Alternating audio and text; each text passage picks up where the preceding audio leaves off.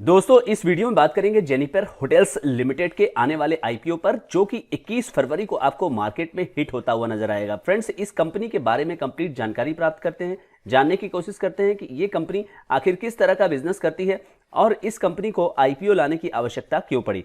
आपको इस आईपीओ में क्या करना चाहिए, अप्लाई करना चाहिए या फिर इसे छोड़ देना चाहिए, इस वीडियो में कंप्लीटली यहां पर जानने की कोशिश करेंगे। चैनल पर नए हैं तो सब्सक्राइब करिए, कमेंट करिए, शेयर करिए और बिल्कुल ना भूलिए लाइक करने के लिए। क्यों तो फ्रेंड्स, सबसे पहले आइए जान लेते हैं जेनिफर होटल्स लिमिटेड के बिजनेस के बारे में। जेनिफर होटल्स जो है वो डेवलपमेंट और ओनरशिप कंपनी है, जो कि लार्जेस्ट ओनर है नंबर ऑफ कीज के हिसाब से हयात एफिलिएटेड होटल्स इन इंडिया। यानी हयात की जो ब्रांड्स है वो यहां पर भारत में मैनेज करने का काम जो है जेनिफर होटल्स कर रही है। सितंबर 2023 के हिसाब से इन्होंने ये कहा है कि लार्जेस्ट है। किस तरह से 1836 कीज इनके पास है 30 सितंबर 2023 तक का। जेनिफर होटल्स कह रही है कि इसके पास जो सबसे अच्छी चीज है वो है long lasting partnership of 40 years, over 40 years का सराफ होटल्स के साथ, जिसे कि सब लोग सराफ ग्रुप कहते हैं।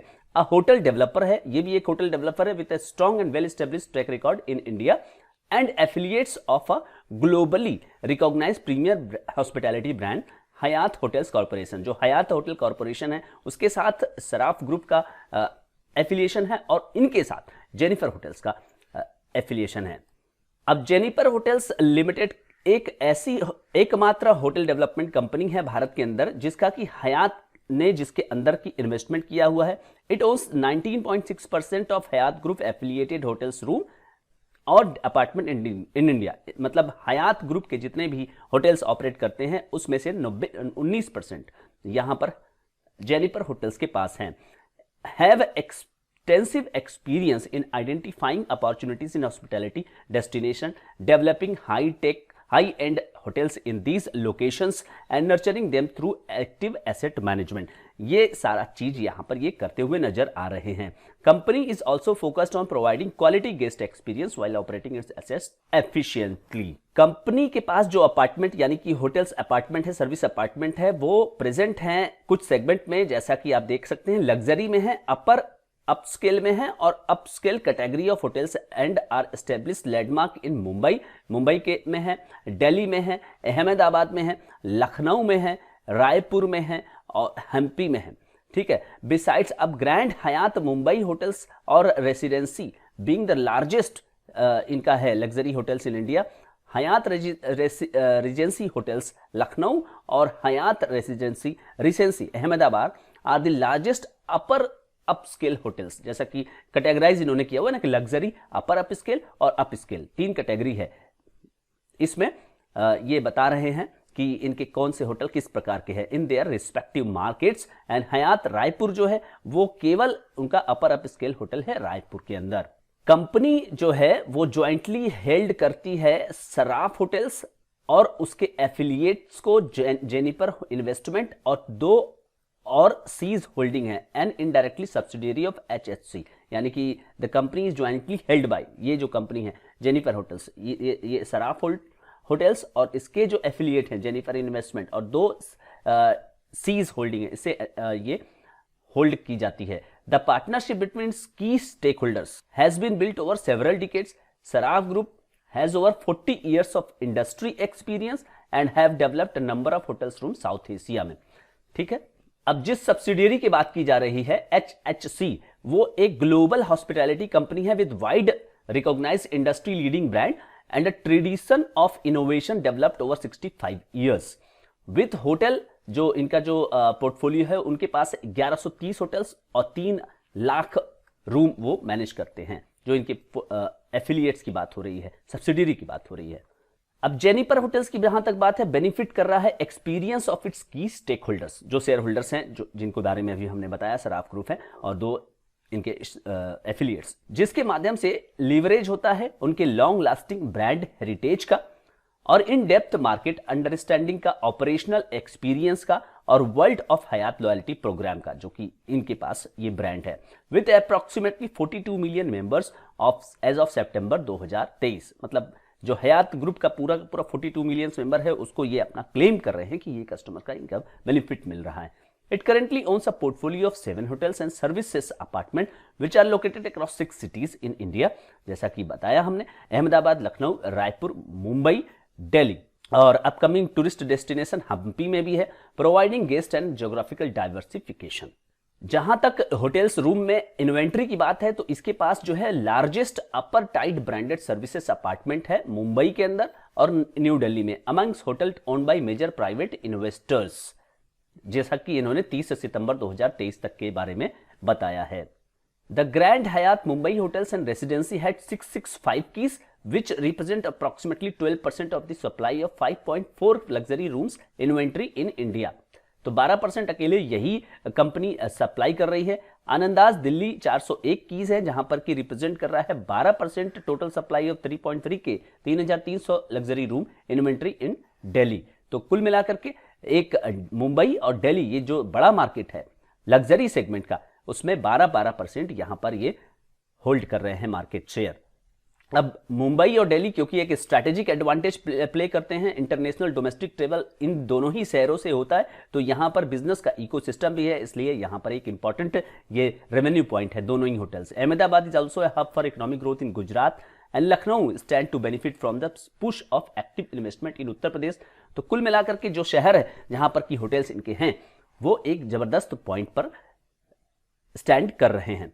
As of September 30, 2023 Hyatt Regency Ahmedabad had 211 keys which represent 26% of supply और होटल हयात लखनऊ 206 की है जो कि 52% आपको टोटल 0.4 स्केल में यहां लखनऊ में इन्वेंट्री इनके पास है।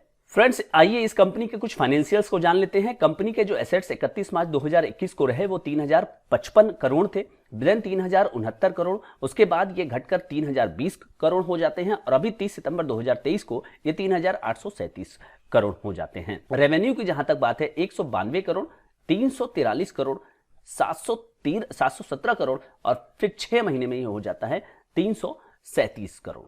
तो इसका मतलब है कि रेवेन्यू आपको जंप करता हुआ नजर आ रहा है और इस साल 6 महीने में ठीक ठाक परफॉर्मेंस है, उसमें कोई बहुत ज्यादा वृद्धि नहीं है।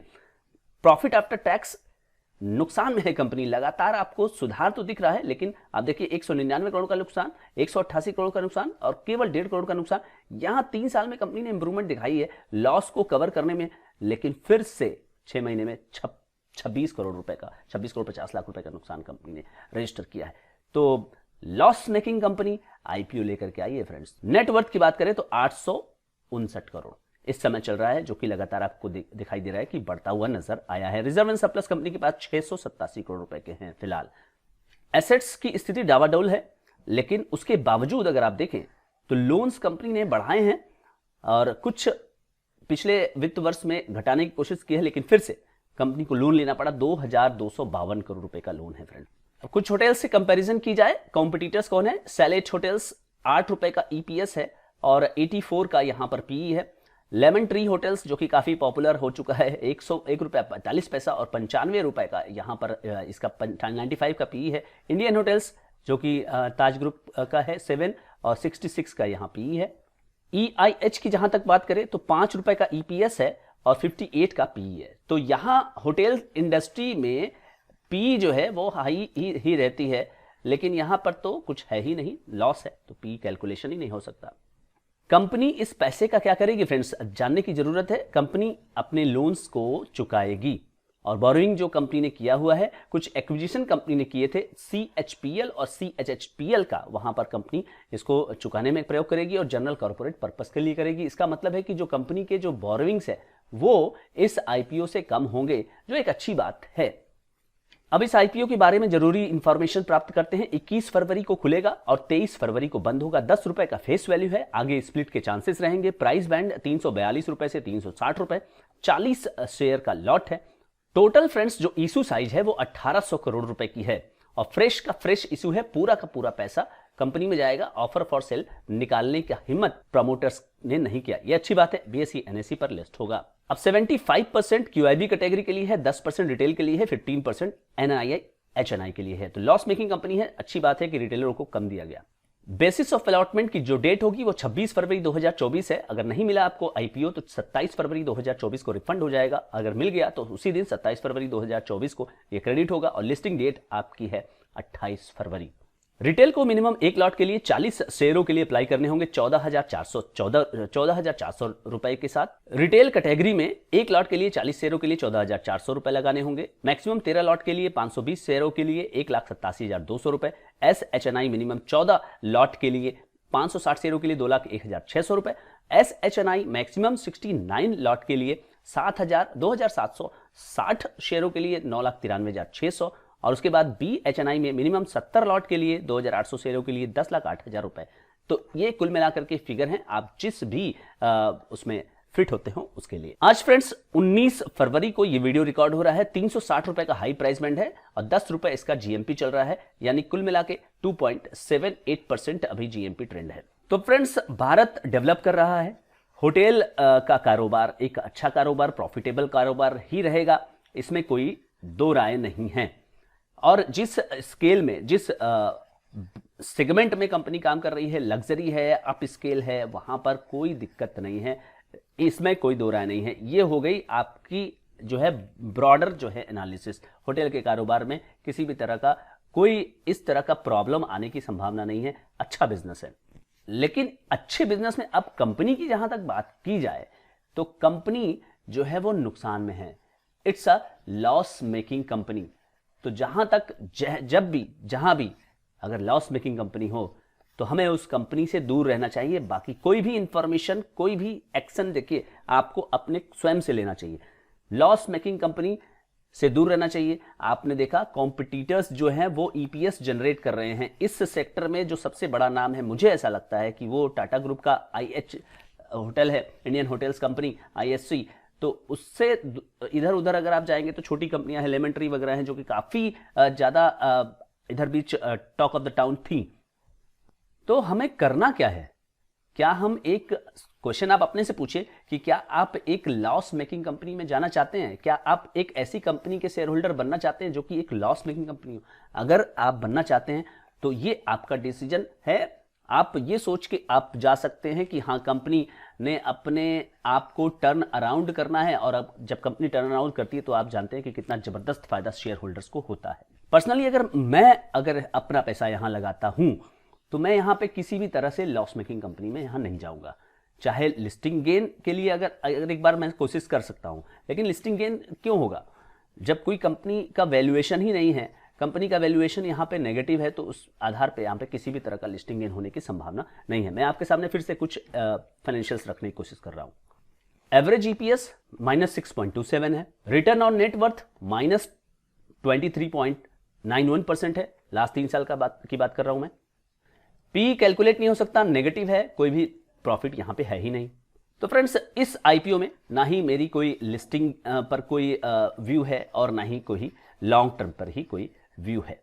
बाकी आप कोई भी एक्शन लेना चाहते हैं तो आप अपने फाइनेंशियल एडवाइजर से ही संपर्क करिएगा। ये वीडियो केवल एजुकेशन पर्पस से ही बनाया गया है, उसको इसी तरह से लीजिए। वीडियो अच्छा लगा तो लाइक करिए, शेयर करिए, सब्सक्राइब करिए, कमेंट करके ये भी बताइए कि क्या करने वाले हैं आप। Thank you so much friends.